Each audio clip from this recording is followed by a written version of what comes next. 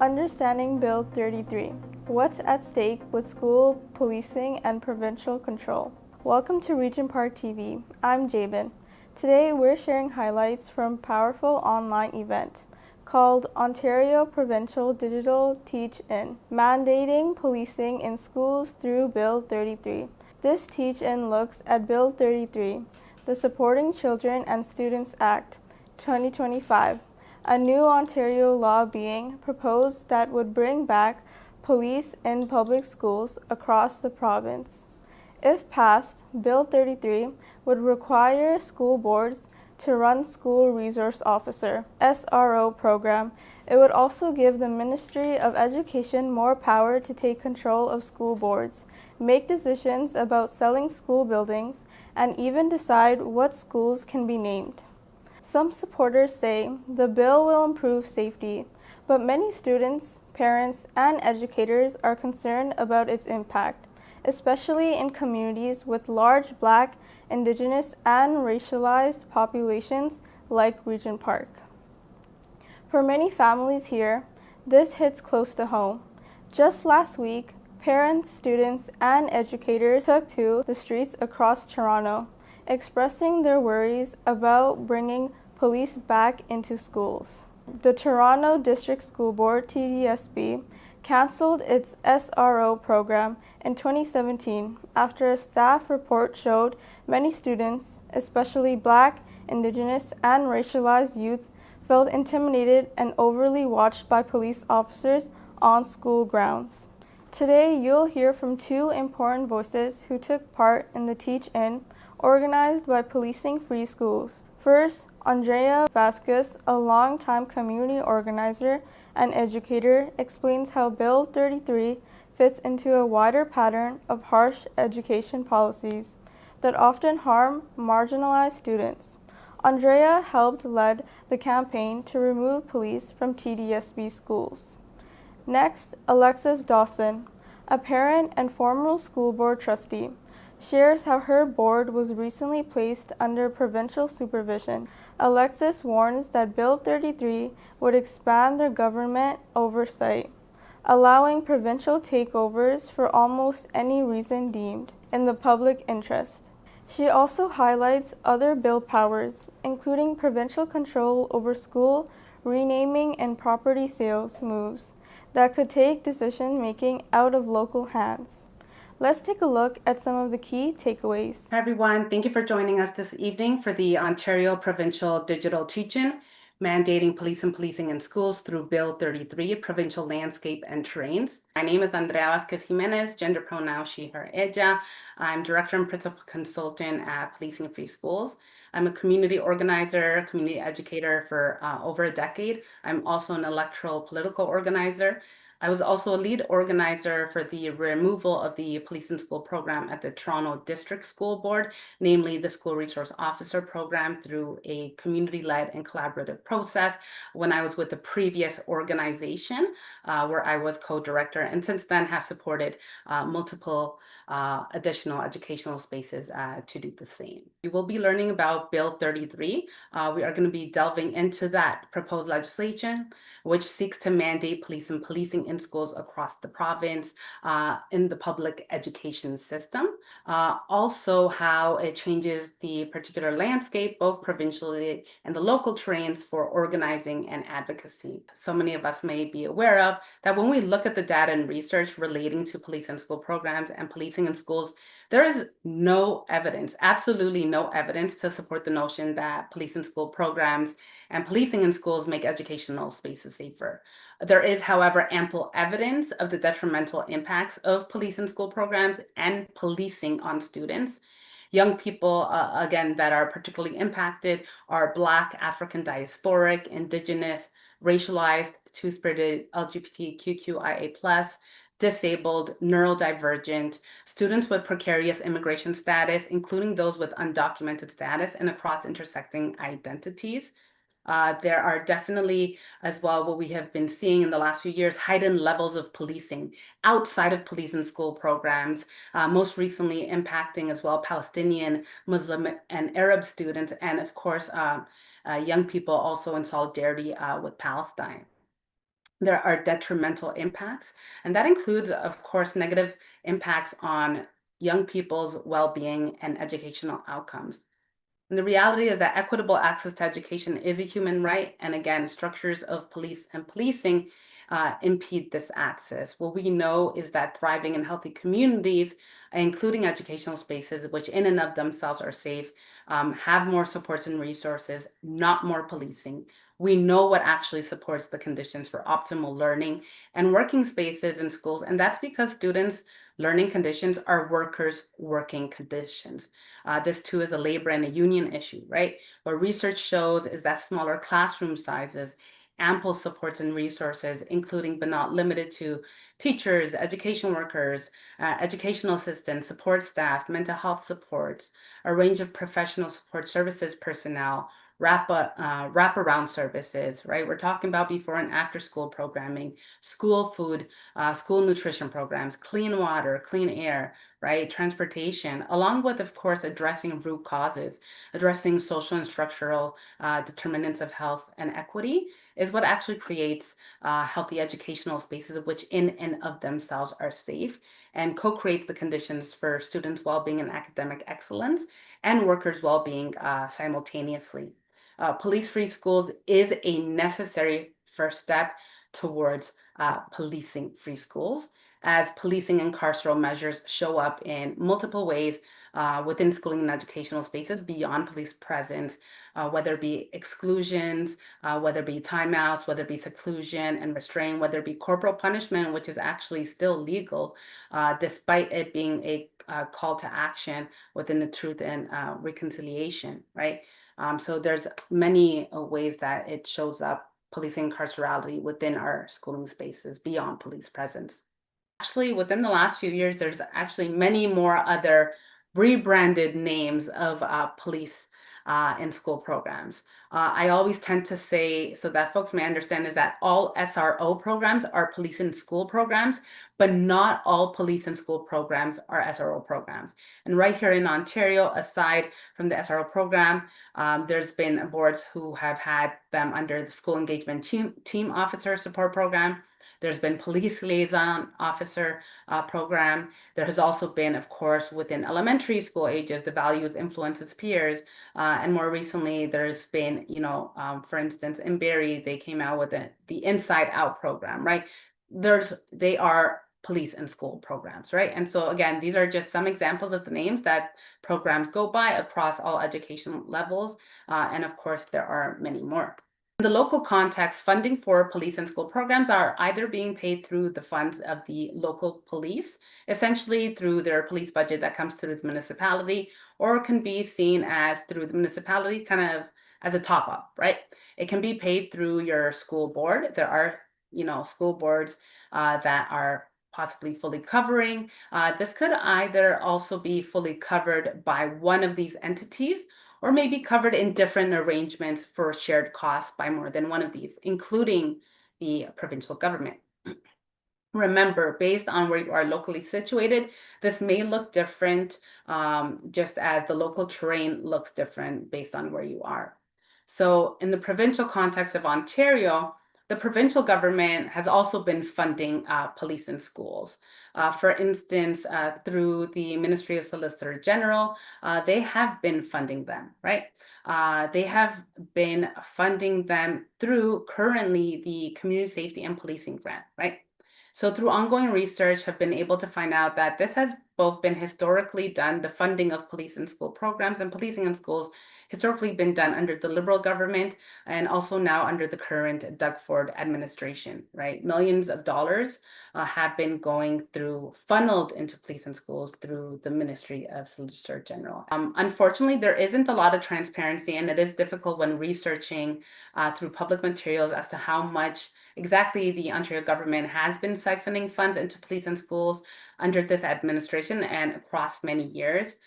This is a foundational reason why a Freedom of Information request has been previously submitted, and we are waiting on the release of those documents. Now let's talk about and delve into Bill 33, which is the current Ontario Minister of Education, Paul Calandra, introduced it this past May 29. Bill 33 is a proposed sweeping, wide-reaching legislation, and specifically in relation to K-12, kindergarten to grade 12 spaces, it expands the minister's authority over schools, making it easier to take over schools, school boards, to both investigate and place them under supervision, essentially firing trustees and stripping them of their powers.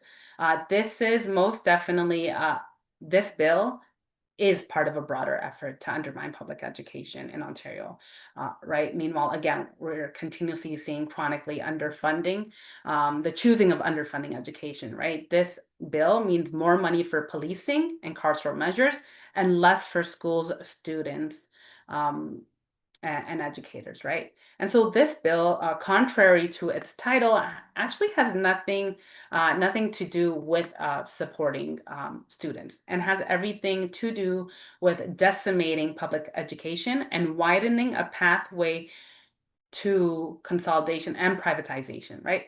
They're concentrating government power by way of a power grab, and most significantly in regards to today's focus of police and policing in schools, Bill 33 is concentrating police power over elected school board trustees and is normalizing police and policing as a fundamental feature of schooling spaces across the province. And this proposal is a distraction from what the real issue is: a chronically underfunded public education system, 6.3 billion since 2018, and a government that has a track record, again, of siphoning funds out of public education and community-based services and support systems and plummeting them into punitive, criminalizing, and carceral measures and systems. This will be greatly noticed through how the legislation is worded and simultaneously what is absent from the legislation, which we will be looking over shortly line by line. And the narrative, in particular, surrounding Bill 33 can be noticed, again, through the title and subtitle that the government has released. Non-surprisingly, really attempting to conflate this Bill 33, including its new measures of police and policing in schools, including police and school programs, right? Again, whether it be police presence in any school property, police in any school programming and or school-related activity, or any type of police and school program, SRO program or otherwise, is being put under the guise of, quote unquote, helping protect children and youth, promoting student success. This is not just about police and school programs. This is not just about the SRO program, right? This legislation centralizes, again, police power by concentrating, as mentioned previously, police decision-making authority over elected school boards, right? Over elected school board trustees, which, again, these undemocratic moves ultimately would be a mandate for police and school programs, namely the SRO program, and policing in schools in other ways across the province of Ontario. And this is done so through multiple ways, right? By essentially the creation of a culture of fear, right? Fear and intimidation tactics through the threat of placing school boards under supervision, right? The government would be able to choose to move ahead with placing boards under supervision to swiftly bring back police and school programs, or placing them under supervision to ensure that police and school programs and policing in schools are maintained, right? Even right now, the multiple school boards have been placed under supervision, right? And we'll get to this a bit later around the local terrains, right? That means that they can, implement police and school programs right away without even waiting for this legislation to pass, right? One of the other multiple ways is if boards were or would even be considered as thinking of moving towards the removal of a police and school program or police and policing in schools, they can automatically place them under supervision and swiftly, again, maintain police and school programs, right?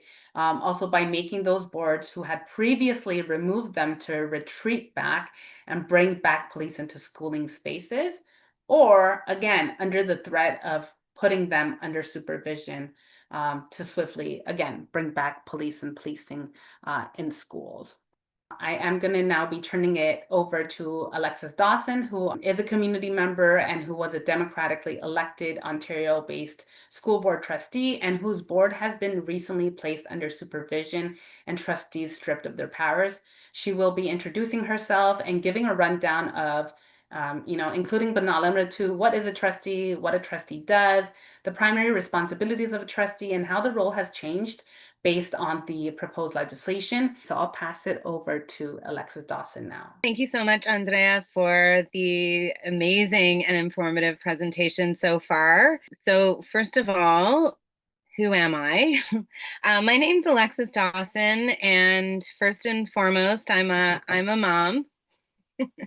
I have two kids in Toronto District School Board. And I've been a very active and involved parent since my son started JK 10 years ago. I started my activism on our school council, the parent council, and was actually the school council chair for several years, leading initiatives like a school grounds improvement initiative, equity initiatives within the school, and then just sort of grew my role as a volunteer in the community, helping others navigate the school system. And that was really what brought me to the board level advocacy, is that I was seeing, many disparities in communities with respect to equitable access to education, and particularly in Black communities and those with special education needs. So I decided to run in the municipal election in 2022, and I did win the seat of Ward 9, which is two city council wards in Toronto. It's quite large, Davenport and Spadina and Fort York. So if you know Toronto at all, that ward extends from Eglinton to Keele, all the way south to the island and back up to the distillery. So it's quite a huge area, and it has been my pleasure to serve the community. So what does a trustee actually do? We have a few primary responsibilities. So we are locally elected to represent the public, and we are the community's advocate for public education. So, we are the people that you go to when your issue at the school board is, full blown. And so it is our job to help you navigate that system in order to get the best access that you can to your educational supports. We make decisions that don't just benefit our immediate communities, but we have to take into consideration the board's entire jurisdiction when we're making decisions at the board level. We are responsible for establishing policy direction of the board, and that would include the policing in schools policy. And also, we are responsible for the board's multi-year strategic plan. So I would say community support, policy or governance, our multi-year strategic plan, and the school board budget. Those would be the primary responsibilities of a trustee. We are accountable to our electorate and to the province. So we are governed by the Education Act. Trustee is a part-time role. A lot of people are surprised to hear that. We receive an honorarium. In the Toronto District School Board, it's $25,000 a year, and other school boards would be much less than that based on their size. At the Toronto District School Board, we have approximately 240,000 students, 40,000 staff, and as well, there are adult learners that aren't included in those K-12 numbers. So we are the largest school board in Canada and the 6th largest in North America, with 22 trustees representing 22 wards. So what does provincial supervision mean for trustees? There are currently 4 boards under provincial supervision. The TDSB and other boards' supervisions were preceded by financial investigations. Although the financial investigation at the Toronto District School Board revealed no financial mismanagement, because of our multi-year structural deficit, we were put under supervision. And that happened on Friday, June 27th at 11 a.m. So as of Friday, June 27th at 11 a.m., trustees were stripped of their honorarium, as well as the ability to do many things. So we are not allowed to have any of our regular board or committee meetings. We are not allowed to make any governance decisions. We have no access to school board resources. So meaning we can't use our email, we can't use our email lists for our newsletters. We can't use school board property to hold meetings. We cannot access schools for the purposes of meeting with principals and things like that. We cannot advocate effectively on behalf of families because we don't have access to the staff or resources to do that effectively. But we can still act in the capacity of community member. And that is why I am here today. I am here as a community member who is very passionate about abolishing policing in schools. This is work and other work that I've been engaged with from an advocacy perspective long before being, winning an election. It was what drove me to run. So it is not possible to strip me of my title of mom and community member. I will always be here. And I would hope the same for my peers as trustees. We all did get into this because, it's not for the money, clearly. It's for the advancement of and well-being of our children. So while we are unable to use board resources to hold meetings, to respond to emails, we are still figuring out, or I am figuring out how to position myself still as a community leader that can help to advance this cause in particular. The supervisor does make all governance decisions, and with the implementation of Bill 33, there will be, as Andrea mentioned, the ability for a provincial takeover or supervision due to any matter of public interest. So it would no longer just be the few things that are set out in the Education Act currently.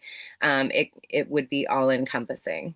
So some of the key changes, so we've talked about police SRO programs. Also, the province will now have full control over school naming and renaming. So one of the motions that the TDSB passed was to rename 3 schools, including one of my schools, which is Ryerson Community School. That is now on hold because the province would like to control that initiative. It also gives the province powers to direct the sale of school property. They can direct that sale be made to a specific developer, for instance, or they can put it on the open market. So really, they can make this a real estate grab. As I mentioned, supervision due to any matter of public interest. Another key point is that they have removed the necessity for consultation with the Ontario Public School Boards Association, which is the member organization for all 72 public English boards across the province. And, we've seen some very troubling changes take place at Thames Valley District School Board that has been under supervision from the start of the time that the TDSB went under investigation. So they were put under supervision immediately. Investigation was bypassed in their case, and there have been swooping changes made to primarily their equity and human rights departments that have both been gutted. So that is a real fear of mine. And I think that, as we consider equity and human rights, that certainly the preservation of those things ties into our desire to not have policing in schools. I did just want to talk very briefly about the structural deficit at the TDSB because, you know, this game is very political. And when school boards are positioned as having, you know, financial mismanagement or structural deficits that are within their control, these are the three primary criteria as to why the Toronto District School Board has been unable to balance our budget. We have 70 million in depleted reserves that the province allowed us to use for particular purposes and have not been reimbursed. We were directed to use 30 million to support pandemic recovery, and that included additional mental health supports in the form of child and youth workers, community support workers, school-based safety monitors, and that funding was removed entirely, and we were not reimbursed for the funding that we spent during the pandemic. And so with the removal of that funding, the TDSB made the decision to continue to fund those initiatives with money that we don't have. And so the TDSB continues to go into debt because of, you know, continuing to fund those very important positions that are critical to the well-being and mental health of the children in our schools. And lastly, the government does not fund statutory benefits for staff. So that would be CPP, EI, and the like. So even though those terms are centrally negotiated with the province and the unions, the province does not reimburse school boards for those things. So really, this is somewhat of a calculated move on the part of the province. They know what they are doing here. And I think it's up to us to continue to push back. I will do that in, you know, however I can, in whatever capacity I can. But I do encourage people to reach out to their trustee, even if the board is under supervision.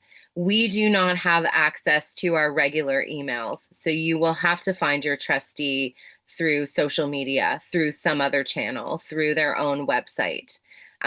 These rules are new to us as of last Friday, and we weren't expecting to lose everything. So it's going to take a little bit of time to determine how we are, you know, remain public facing and accessible to the public.